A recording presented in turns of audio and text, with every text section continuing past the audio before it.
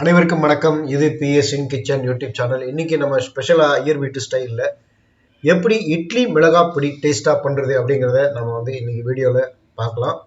முதல்ல அதுக்கு நாம் இந்த படத்தில் கொடுத்துருக்கிற மாதிரியான பொருட்களெல்லாம் எடுத்துக்கிறோம். இதுக்கு 5 ஐட்டம்ஸ் நான் இந்த இட்லி மிளகாய் பொடிக்கு எடுத்திருக்கேன். மிளகாய் வத்தல், வேர்க்கடலை, உளுத்தம்பருப்பு, கடலைப்பருப்பு, அப்புறம் கருப்பு எள்ளு.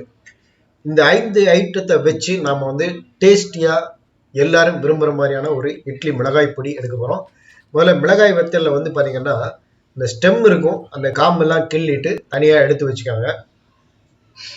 ஒரு 50 கிராம் அளவுக்கு மிளகாய் வத்தல் எடுத்து வச்சுக்காங்க. ரொம்ப காரம் இல்லாமல் எல்லாரும் விரும்பி சாப்பிடக்கூடிய அளவுக்கு இருக்கும். பார்த்தீங்கன்னா இது மாதிரி பண்ணோம் அப்படின்னா வீட்டில் இந்த இட்லி மிளகாய் பொடி சீக்கிரமாக காலி ஆகிடும். நிறைய விரும்பி சாப்பிடுவாங்க.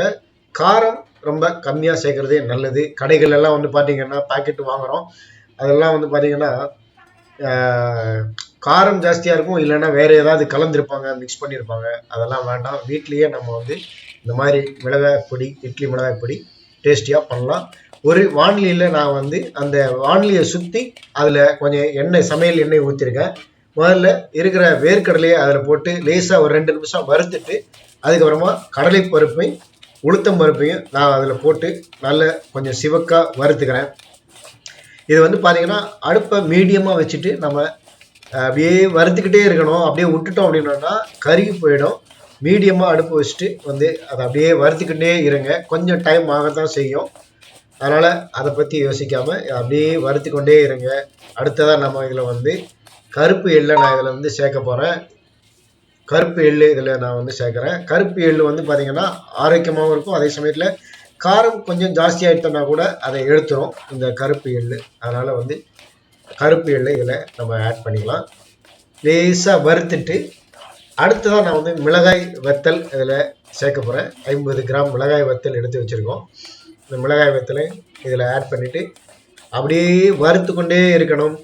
இதில் அப்படியே விட்டுறக்கூடாது. அப்புறம் இந்த கடலைப்பருப்பு, உளுத்தம் பருப்புலாம் கருகி போயிடும். அதனால் கருக விடக்கூடாது. நீங்கள் பக்கத்துலேயே இருக்கிறதா இருந்தால் அடுப்பை கொஞ்சம் பெருசாக கூட வச்சுட்டு ஒரு கிடிக்கை வச்சு பிடிச்சிட்டு நல்லா வறுத்துக்கிட்டே இருங்க. சீக்கிரமாக வறுந்துடும். சீக்கிரமாக வறுத்துடலாம். இல்லைன்னா அடுப்பை மீடியமாக வச்சுக்கோங்க. இப்போ நல்லா வறுத்துட்டேன். கொஞ்சம் கொஞ்சமாக அது சிவந்துக்கிட்டே வருது.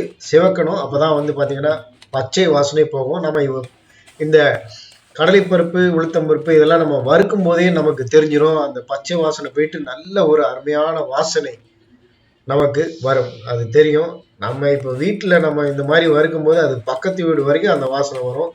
பார்த்தீங்கன்னா இந்த வேர்க்கடலை போட்டிருக்கேன் பார்த்தீங்களா, அதில் பார்த்தீங்கன்னா நல்லா வறுந்துட்டு அப்படின்னா வறுத்தாச்சுன்னா அதில் இருக்கிற தோல்லாம் அப்படியே வெடித்து அந்த தோல் அதுலேருந்து ஆட்டோமேட்டிக்காக நீங்கிற மாதிரி வரும். இது மாதிரி நல்ல வறுத்து தனியாக ஒரு பேசனில் போட்டு வச்சுக்கோங்க. கொஞ்சம் ஆறின பிறகு மிக்சி ஜாரில் நம்ம மொத்தமாக எல்லாத்தையும் போட்டு தனித்தனியாக மிஷினில் போட்டு திரிக்கக்கூடாது. மொத்தமாக மிளகாய் வத்தல் இந்த வறுத்து வச்சுருக்கிற எல்லாத்தையும் அதில் போட்டு மிக்சி ஜாரில் போட்டு தான் திரிக்கணும். நல்லா மிக்சி ஜாரில் போட்டு அரைக்கணும். அதில் இப்போ மிக்சி ஜாரில் போட்டிருக்கேன். பெருங்காயத்தூள் கொஞ்சம் தூக்கலாக ஆட் பண்ணுறேன். அடுத்ததாக பார்த்தீங்கன்னா இதில்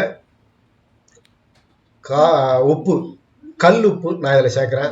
ஒரு 1.5 ஸ்பூன் அளவுக்கு கல் உப்பு சேர்த்துக்கிறேன். ரொம்ப உப்பு இதாகிடக்கூடாது. இப்போ இதை நல்லா திரிக்கணும். அதாவது கடையில் நம்ம இட்லி மிளகாய் பொடி வாங்கும்போது பார்த்தீங்கன்னா மாவு மாதிரி இருக்கும். அந்த மாதிரி இருக்கக்கூடாது. இட்லி மிளகாய் பொடி எப்போவுமே பார்த்தீங்கன்னா இட்லிக்கோ தோசைக்கோ தொட்டுக்கும் போது அது கொஞ்சம் நரன்னு இருக்கணும். அப்படி கடித்து சாப்பிடும்போது கருக்கு முறுக்குன்னு சாப்பிடணும். அப்போ தான் அந்த இட்லி மிளகாய் பொடி நல்லாயிருக்கும், டேஸ்ட்டாகவும் இருக்கும். அதனால் அது மாதிரி தெரியுங்க. ரொம்ப மைதா மாவு மாதிரி திரிச்சு வச்சிடாதீங்க. கொஞ்சம் நரன்னு திரிச்சு ரெடியாக எடுத்து வச்சுக்கோங்க. இப்போ நான் அந்த மாதிரி தான் திரிச்சு வச்சுருக்கேன்.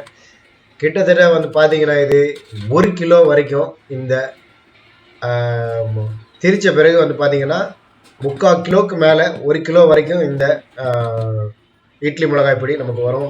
இதை வீட்டில் நம்ம செய்ததுனால குவான்டிட்டியும் ஜாஸ்தியாக இருக்கும். அதே நேரத்தில் எல்லாருக்கும் விரும்பி சாப்பிட்ற மாதிரி இருக்கும்.